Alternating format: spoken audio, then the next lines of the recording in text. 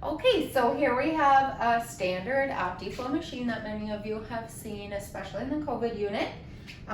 We wanted to discuss with Reggie just some basic concepts about the OptiFlow. Easier than it looks, folks. So, Reggie, couple things about this.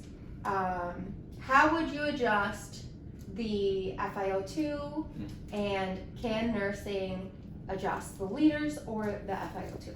So for you guys, the FiO2 is what you can adjust. And it's incredibly simple. It's way easier than the vending mask because the liters and the FiO2 do not have a relationship that you need to worry about. So you could be at 60 liters, 50, 20, you name it. And you can dial in your FiO2 to whatever you need without having to change the liter flow. They have like a, I won't say an inverse relationship, they're just not related in that regard, like in a vending mask. So to change the FiO2, it is literally as simple as turning this dial. It's really that easy. Regardless of the liter flow, if you want 50%, you just put the arrow at 50. If you want 40, you put it at 40. That's literally it. And remember, this, don't worry about this. This is obviously separate from this. And is there any reason that they have two separate ones? Are these for two different things? Well, yeah, they're for two different things. So this is a higher flow. This goes to 70 liters. Okay. And this is just your standard 15.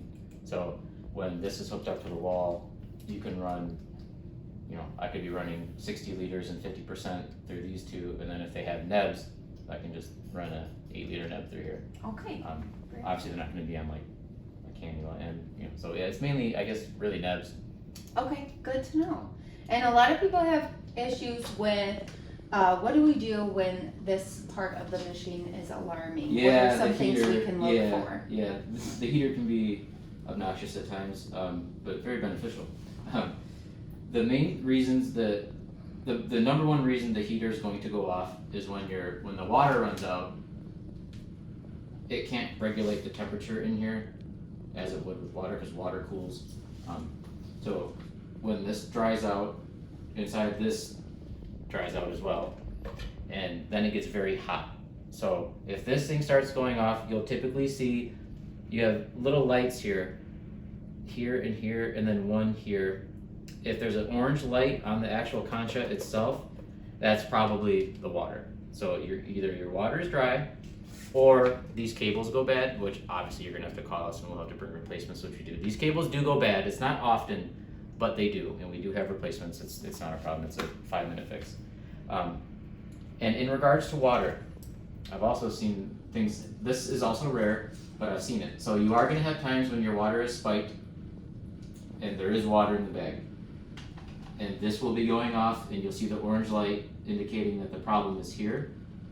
There are times when this line here can get tangled in something, like sometimes just with the commotion of things or transport, whatever happens, sometimes this line will get wrapped up around stuff or kinked, and obviously it's really kind of gravity and flow that brings the water down.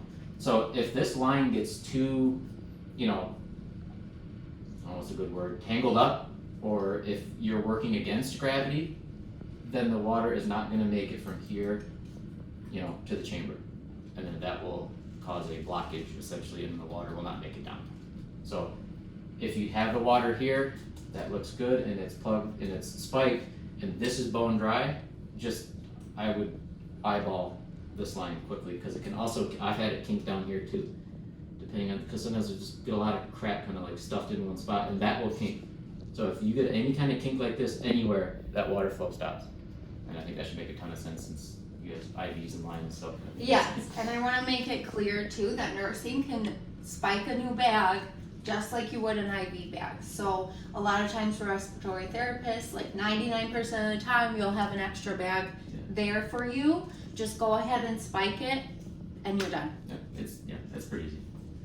And I always make sure it's sterile water. I haven't seen it here, but just in my past at other places, I've seen sodium chloride used in those green cannulas.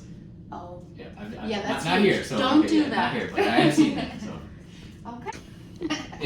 I've never experienced this in just with, like, it won't come undone. But if you hear this, that's because one of these two is not plugged in. it's just, I don't know if it's like a setup, like an initial setup thing. It's never happened, during patient use, but if you ever do hear that, that's what that means. So like if your oxygen's hooked up, but not your air, or vice versa, you get that. So if you plug them both in, it goes away. So I don't know, things can happen, things can fail, but Yeah. in regards to being used on a patient, I've never experienced that, but it's noteworthy, I guess. Good to know. Thank